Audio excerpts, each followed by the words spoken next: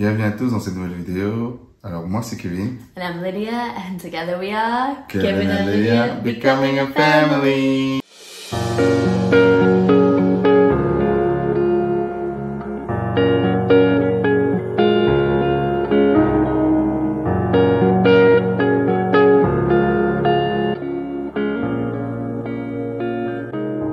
Bienvenue à tous dans cette deuxième vidéo. On va continuer dans cette série comment faire confiance à Dieu in the deep end, dans les eaux profondes.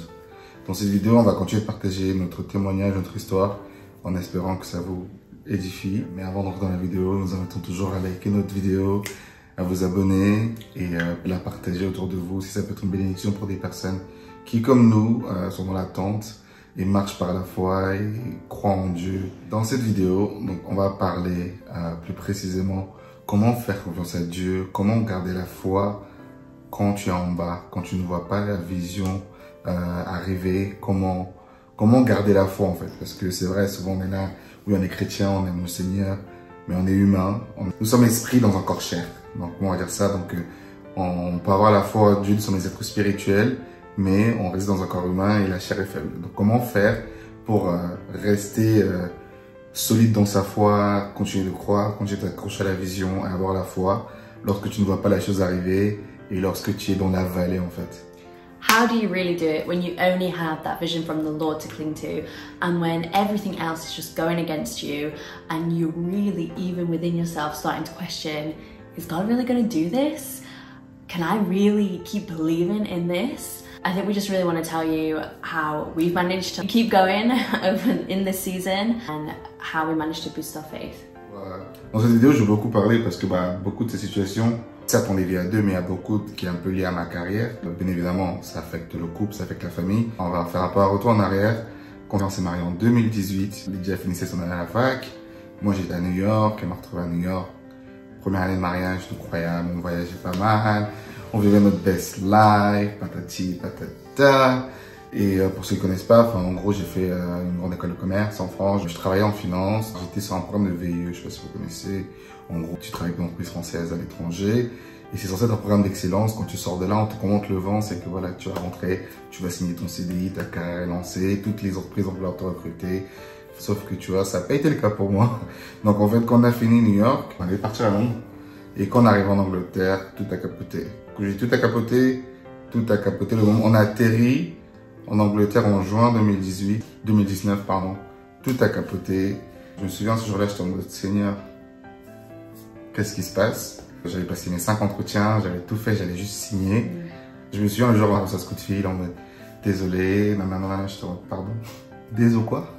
Malheureusement, c'est toujours ça le unfortunately. Quand j'ai entendu ce mot, j'ai dit mais c'est une blague et j'étais en mode confus, Seigneur, qu'est-ce que tu fais? Mais jusque-là, c'était tout frais, donc on s'est dit, certes, c'est grave, mais bon, Dieu va faire autre chose. Nous, notre base, c'était, on voulait rester en Angleterre. Enfin, ça va être une longue histoire. Je vais essayer de raccourcir un peu pour que ce soit une longue vidéo, parce que c'est vraiment long de raconter 3 ans et demi en quelques minutes sur YouTube. J'ai envie de vous raconter tout ça pour que vous expliquiez le comment, du pourquoi. Du coup, on passe de New York, la meilleure vie, au retour à la réalité. Et, mais en plus de ça, Lydia tombe enceinte. Genre, quand moi je rigolais, je disais, ouais, il faut qu'on tombe enceinte, entre guillemets, à New York, quand on gagnait bien notre vie et tout, on n'est pas tombé enceinte. Et Dieu, il a voulu qu'on tombe enceinte, parce que Dieu contrôle, c'est Dieu qui décide qu'on vous tombe enceinte. Vous allez me dire, oui, vous pouvez avoir tous les moyens de contraception au monde, si Dieu veut que vous tomber enceinte, vous tomberez enceinte. Je me souviens, j'étais en mode, Seigneur, maintenant, c'est clairement le pire moment, dans la période de transition, on ne sait pas où on va habiter, Lydia tombe enceinte. Je désirais être parent, on désirait être parent, mais pas à ce moment-là. On fait confiance à Dieu. On prend nos affaires, on part à Londres par la foi, on bouge, je fais des entretiens, Lydia regarde qu'est-ce qu'elle peut faire en attendant et tout. On avait trouvé même un appartement, on avait signé, on avait trouvé un appartement sans travail. Parce que Dieu, il agit avec la foi. On a dit on marche par un part de foi, on avait une amie qui nous avait laissé son appartement parce qu'elle n'était pas là. On avait pris, on a visité un appartement, on a dit que j'étais en peur, j'ai passé mes entretiens, on a signé, on avait trouvé un appartement. Dans une semaine. En une semaine, on avait l'appartement, mais il fallait le travail. J'attendais des réponses pour le travail à Londres, en finance. Rien. Maintenant, on dit, Seigneur, on va perdre l'appartement. Donc, on perd l'appartement, du coup, retour à zéro chez la famille de Lydia. On se dit, mais Seigneur, ça va pas être comme ça, là, ça va pas.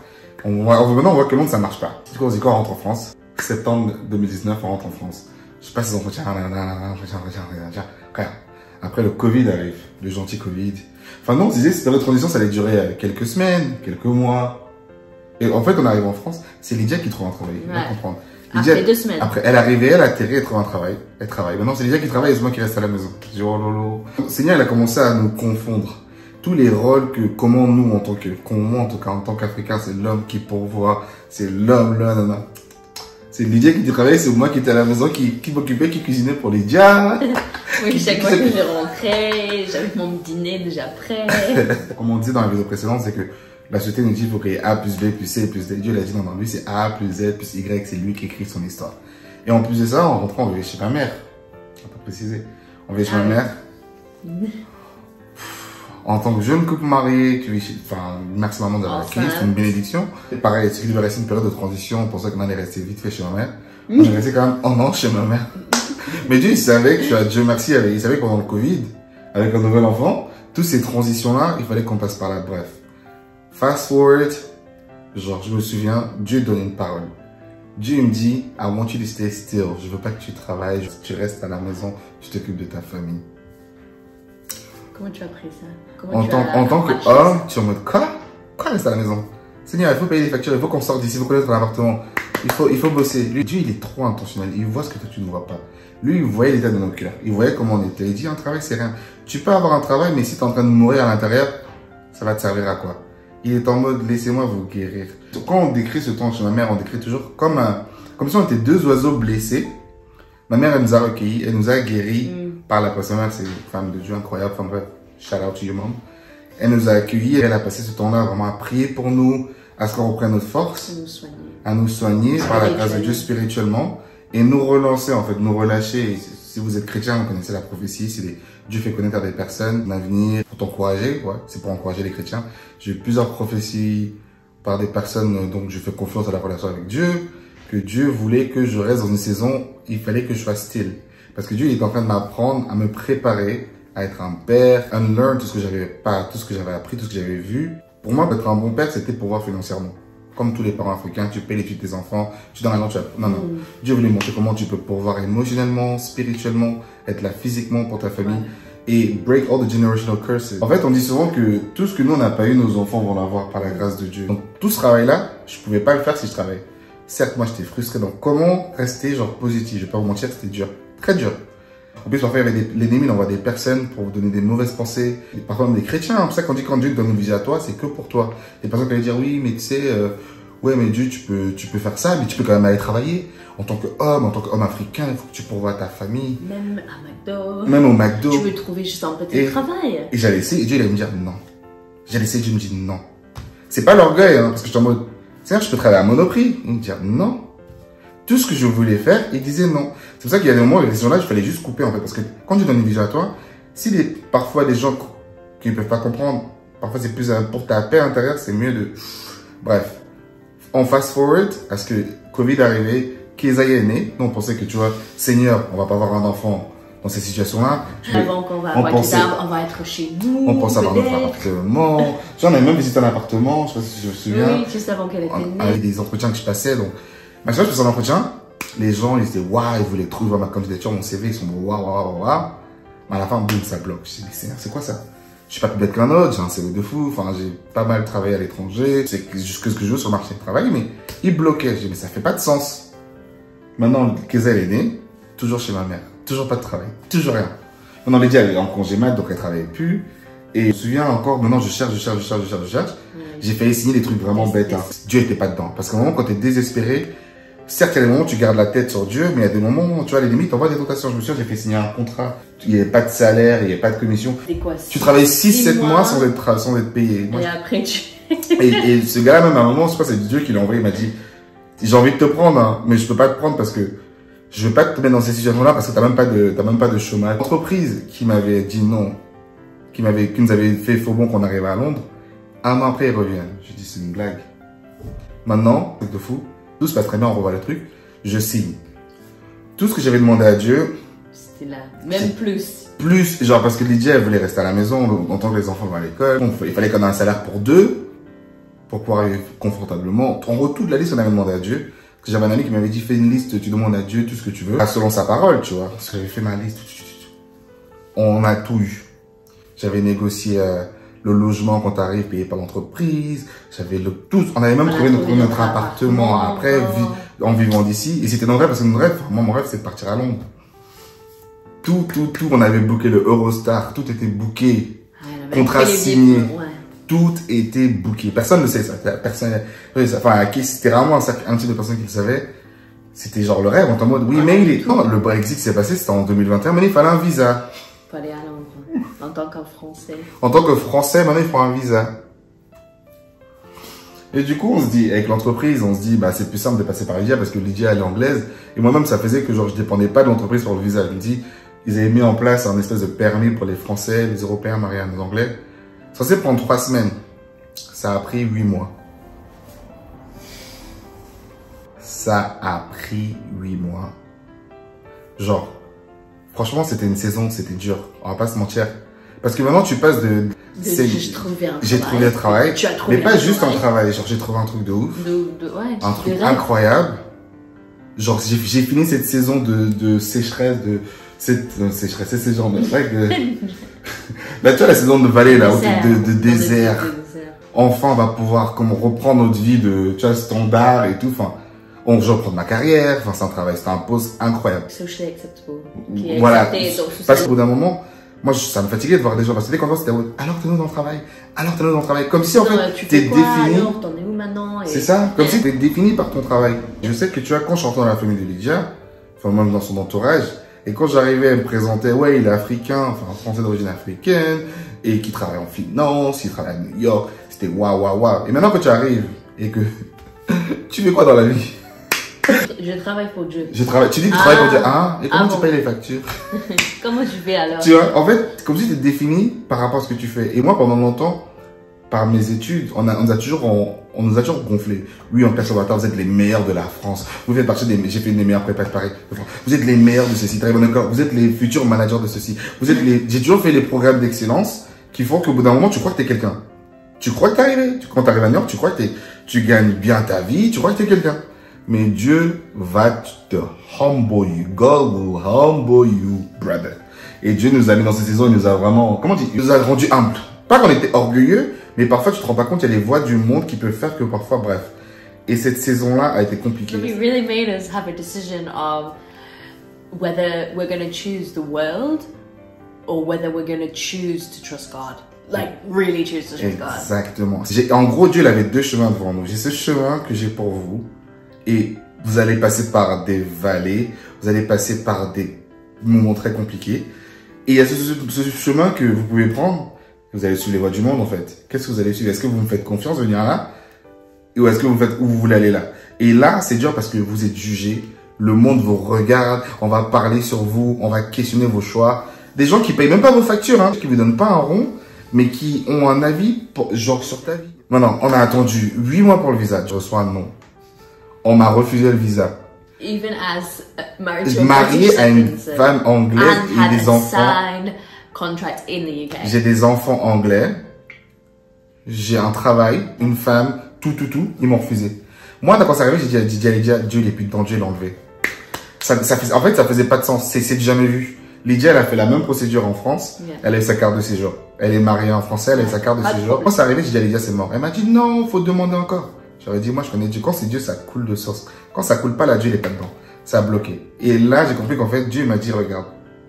Là, t'as voulu avoir ça, mais moi, j'ai encore plus pour toi. Et je ne donne pas les détails du contrat. Bref, maintenant, passons. Du coup, maintenant, à la suite de ça, ça a été dur, on va pas mentir. Ça a été une des plus grosses épreuves de notre vie, en fait, ensemble, je pense. Parce que tu penses être arrivé quelque part et t'as l'impression que tu retournes, mais 10 pas en arrière. Yeah. Et là, ça demande un niveau de foi que les amis, on n'avait pas encore eu. Et là, mais Dieu, il est tellement bon parce qu'il connaît ce qu'on peut supporter aussi. On a eu un voyage, juste le temps après, on a fait une rencontre de fou et Dieu a été cette personne pour confirmer des trucs qu'il avait déjà mis dans notre cœur. Et maintenant, ça fait sens. Pourquoi, en fait, il a fermé cette porte-là? Mais quand Dieu ferme une porte, c'est pas pour te punir. Il sait pourquoi il ferme cette porte. Déjà, il y a un détail qu'on a oublié. Le jour où on n'est pas parti parce qu'on attendait le visa, du coup, on a dû décaler notre Eurostar.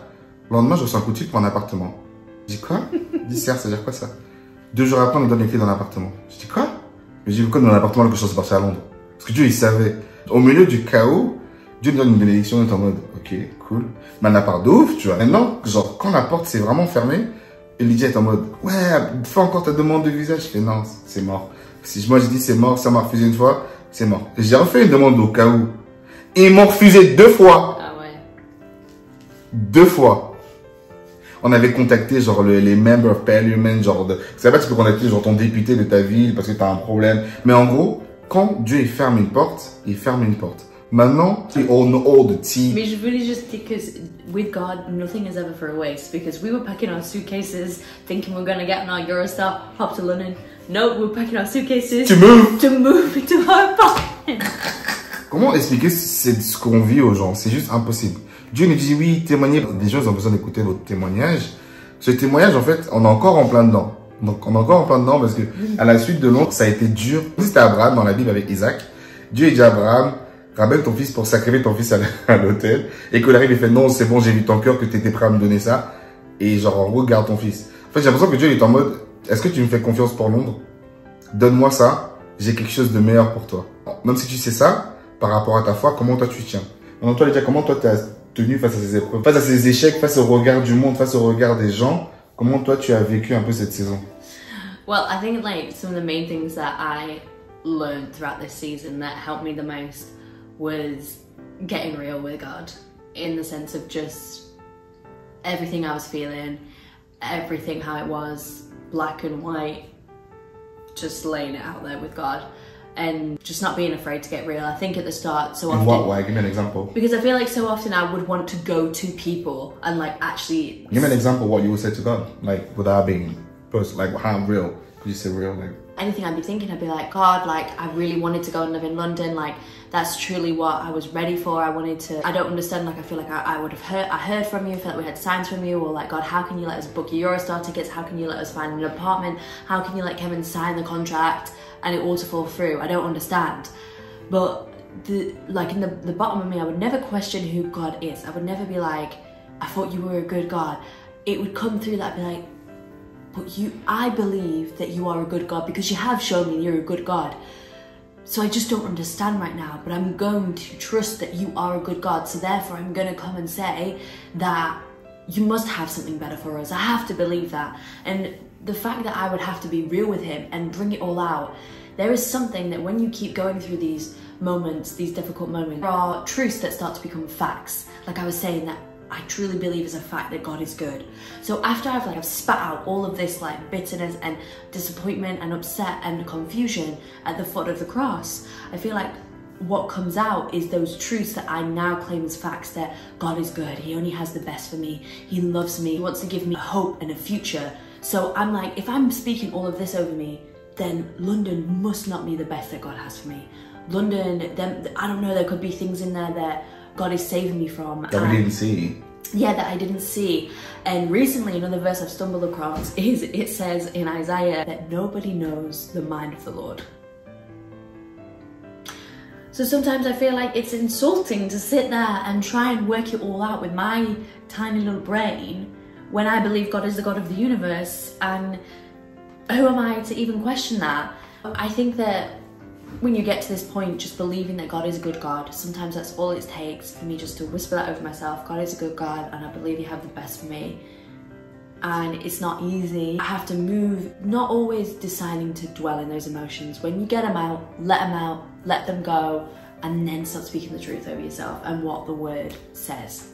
Et c'est vrai que quand tu es dans ces moments d'attente et que tu ne vois pas ce que tu attends de Dieu, c'est dur. Moi, je sais que j'ai eu 2 moments particulièrement très durs où j'étais au point de renier Dieu. Je vais pas te mentir, j'étais au point de renier Dieu. J'étais en mode, même si j'ai des expériences dans ma vie, je sais que Dieu il est tellement bon. En fait, tu te dis, Seigneur, maintenant je suis père de pas seulement 1 mais 2. Parce que quand on était enceinte du 2e enfant, c'était parfait. Là, on se disait, ça peut être comme le premier. Là, on a un travail, on va déménager. Enfin, on aurait une situation beaucoup plus confortable. Et en fait, au final, on revit la même chose. Mais dans des situations complètement différentes parce que maintenant, on a le confort de chez nous, on a une voiture, enfin, on est beaucoup plus confortable, mais on n'est pas dans l'endroit où on espérait être. Mais le Seigneur, il fait tellement d'autres choses. Il faut savoir qu'il y a tellement de choses qu'on a vécues dans nos familles, des drames personnels, qui vraiment nous ont affectés personnellement, que sans Dieu, je pense pas que nous deux, on sera encore ensemble, même encore vivants, tu vois. Mais pas pour être dramatique, on a vécu des choses vraiment terribles. Et Dieu, il voyait ça, en fait, il se dit, mais si vous allez travailler à Londres, vous partez loin de votre famille, vous partez loin de tout ça, des gens qui nous soutiennent spirituellement, mais comment vous allez tenir si vous n'allez pas bien, l'état de votre âme n'est pas bien, en fait. Dieu, il voit tout. Nous, on s'inquiète parce que, voilà, on veut une situation dans la société, on veut un travail. Certes, c'est important d'avoir un travail, il faut vivre, mais ça fait 3 ans et demi qu'on n'a pas de chèque, mais on vit mieux que des gens qui travaillent. Et ça, c'est le témoignage de Dieu. La vie qu'on a depuis 3 ans et demi de marcher par la foi, c'est pas une vie qu'on aurait souhaité. Parce que quand on parle à des gens et tout, on a des critiques qui disent waouh, ils nous regardent en mode waouh, mais j'aimerais pas être à ta situation, à ta place. On va pas vous mentir et être assis ici en disant oui, c'est une situation confortable. Non. Marcher par la foi, tu n'as absolument pas le contrôle. Genre, il y a même des personnes qui m'ont déjà dit, j'aimerais pas être à ta situation. Yeah, I love your faith, but couldn't be in your position. C'est ça, tu vois. Donc, et ce que je comprends. Parce que moi, je voudrais pas être je n'aimerais pas être à ma situation. Mais le Seigneur, il est tellement bon parce qu'en fait, à chaque fois, il nous rappelle ce qu'il a pour nous. Et bien sûr, ces personnes, on va pas partager ici. Mais on sait ce que Dieu il a pour nous. On sait où ce que Dieu nous emmène. Aujourd'hui, notre couple, il est beaucoup plus solide. On a une entente qui est incroyable. Personne ne peut venir contre nous. On a dû enlever des membres de notre famille. On a dû couper des gens. On a dû se retirer des gens. Le Seigneur, il nous a mis à part pour qu'on se concentre sur notre ministère. On bâtisse notre union, on bâtisse notre famille. Dieu, il a permis qu'on bâtisse notre famille avant d'avoir une carrière. Parce que les gens, ils bâtissent leur carrière avant d'avoir une famille. Dieu, vraiment, il est en train d'invertir tout ce que nous, on a pensé. Mais c'est pour dire qu'en fait, comment on voit Dieu. Moi, j'ai des moments où genre, j'étais en mode Dieu, où es-tu? Je vais pas vous mentir. Je priais plus, je lisais plus ma Bible, je voulais plus rien entendre de Dieu. Et c'est normal parce que je suis humain. Mais je connais tellement qui est Dieu que ça pouvait pas durer. Et Dieu m'aime tellement que voilà, il a utilisé une personne pour venir m'encourager, que ce soit ma femme ou ma mère ou un ami. Mais pour dire que tu vois, si vous aussi êtes dans une situation où vous êtes vraiment au plus bas, rattrachez-vous des rencontres que vous avez eues avec Dieu dans le passé. Rappelez-vous de ce qu'il a fait. Ça peut être tout simple. Parfois, on en veut un gros miracle. On a la vie, on respire, on mange. C'est pas tout le monde qui mange 3 repas par jour. C'est pas tout le monde qui est en bonne santé. C'est bête à dire, mais par contre, on disait, mais on se limite à dire merci Seigneur pour la bonne santé. Merci Seigneur parce que je marche aujourd'hui. Merci. Je me suis réveillé ce matin, mais c'est pas tout le monde qui le fait. Voilà. I just wanted to add that I think that the season that God has taken us through has meant that the things that we have walked through, I really do believe when it says that we can do all things through Christ who gives us strength. I'm pretty sure whatever God wants to give me now, I know that through his strength, my family and I, we can face that. And I'm not saying that it would always be easy or it might be straightforward, but I would trust God that whatever he was calling me to, that we would get through it. And I think now a job, which yes, we would recognize the comforts and the advantages that it would bring us, but also we now know that that is not what has built our family. That's not what has supported us through being able to pay the bills or through, I don't know, have a good time together because thanks to the job that we have to go out to work, it's God. Everything that we have is because of God. And I think sometimes when we look at all around us, there is no job that has created, it is God. Yeah. And that is why I think he has laid this so much in our hearts, and it's probably only another reason why only now we is sharing the story.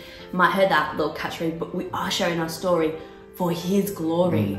There is nothing that we can take from it to say that God is in every detail of our lives, and when we completely surrender it to him, we see that again and again and again and again. A silly example, but we had a sofa that just one day it had like 4 wooden legs. It just gave way, just broke on us. Out of nowhere. Out of nowhere. We had, you know, no funds for a sofa, no funds for an extra, to pay for another couch. And we were just like, okay, God, well, we'll trust you on this one. Because if you know the price of sofas? Yeah, my days. We were like, okay, God, well, we'll trust you when, you know, we're doing our research, trying to find one that's, you know, actually, I don't know, of good quality, but, you know, not breaking the bank over here. And we found one that kind of met the budget and the criteria that we could go for. So we order it and it arrives, we paid for delivery, and as soon as we get it, it has a tiny little scratch. It's not too bad, you can't notice it that much, but obviously it's damage to your brand new sofa you just paid for. So, I mean, we're currently in France, and like normally their customer service is, oh dear, sorry for your bad experience. Send me back. We're not in America here. So customer service is not normally like, I don't know, the strong point. But this time they were like, we're so sorry for that. We will give you 105 euros from the site that we bought it from in vouchers. And at the same time, there was other things that we wanted for our apartment, but we couldn't really invest in right now. And 105 euros can buy you a lot of things for, and this website wasn't just like a sofa website, you can buy like other things for your house around it. And we're just like, wow, God. It's just little things. It's just little things. Like some people might be like, I don't know, oh, that was nice of them, or wow, that worked out well for you, or coincidence. No, we've been through too many of these moments. Like, that is not coincidence. Like, to add to your point, is like in 3.5 years, we've never been overdrawn. Like, we don't live off of that. Like, we literally, God is our provider. Like, sometimes I get upset. My mom is like, Kevin, tu sais qu'il y en a qui travaillent, les deux couples travaillent. Ils vivent pas comme on vit. N'ayant pas travaillé en France, on n'a pas le droit au chômage, on n'a pas droit à toutes ces aides que la France peut donner, tu vois. Mais on vit tellement bien. Genre, je me souviens, j'ai un pote à moi qui nous a invités en notre mariage à Orlando il y a 1 an. Et il m'appelle, il me dit oui, il me demande d'être son témoin. Je le regarde, je lui dis, je suis honoré, mais avec quel argent on va venir à Orlando? Et il m'a dit, t'inquiète pas, Dieu va pourvoir. On est à Orlando, hôtel, voiture. Dieu, il pourvoit à tout. En fait, on découvre, en fait, Dieu, quand on dit Dieu, c'est le pourvoyeur. C'est le pourvoyeur. Le travail, c'est pas ton pourvoyeur. Le travail peut partir demain. Ton titre peut partir demain. Mais Dieu, c'est une valeur stable à tout jamais. Et on découvre Dieu comme un pourvoyeur qui est incroyable. Ça fait que demain, quand on aura un travail, quand on va recommencer à avoir des revenus, si c'est la volonté de Dieu, hein, parce que lui seul sait quand, bah, on regardera pas le travail comme notre source de revenus. C'est toujours Dieu, en fait. Yeah, because I just think that a lot of society makes your job the center of everything, because we know we live in this world that requires money to live, and where do you typically get money from? Work. And so I think that's everything from a young age. We're in schooling and we're in education because the goal is to make your own money and to fund your life. Whereas I think when we've been in this season for the past 3.5 years, that God has removed kind of that idol of work out of our lives, for him to make space for himself, to say, are you going to trust me as your provider and not the work? And I think there was a while back when I had to have that shift in mentality that it isn't work is the goal. We're always trying to find something as a goal, whereas God is the source. So God, of course, can give you a job and you can provide for your family through a job. I just think God wanted me to learn that valuable lesson that he is the source. Exactly. He can be the source that somebody can give you an envelope of money every month. Every month. Yeah. He can be the source through anything, but you have to acknowledge that God is your source. Because when you're in ministry, like we said about it, when you're a missionary, people live off of like giving. And for them, if you're a missionary, the society accepts that your lifestyle is okay. But if you're not in that box of missionary, it's not okay. Because we're talking about like God wanted us to be in ministry right now. Dieu nous a enlevé du monde corporate en ce moment pour qu'on se concentre sur son ministère, parce que en tant que chrétien, notre but ultime, c'est de faire des disciples. Yeah. Et la Bible dit que cherchez le royaume de Dieu et toutes choses vous sont données par-dessus. Genre, de quoi en Matthieu, il écrit que tu vois, moi je connais la Bible, mais je connais pas les chapitres, vous allez Google vous-même, que tu vois, pourquoi s'inquiéter si les oiseaux ne cherchent pas à manger. Voilà, Dieu il sait tout. Donc, on manque de rien, on n'a jamais manqué un repas, on mange au resto, on sort. On se prive pas. On s'habille bien. Regardez, on prend même le poids. La vie avec Dieu, elle est incroyable. On ne dit pas que, bien sûr, il faut travailler. YouTube, ça demande du travail. Tout ce qu'on fait, ça demande du travail. On parle du travail dans le monde corporate.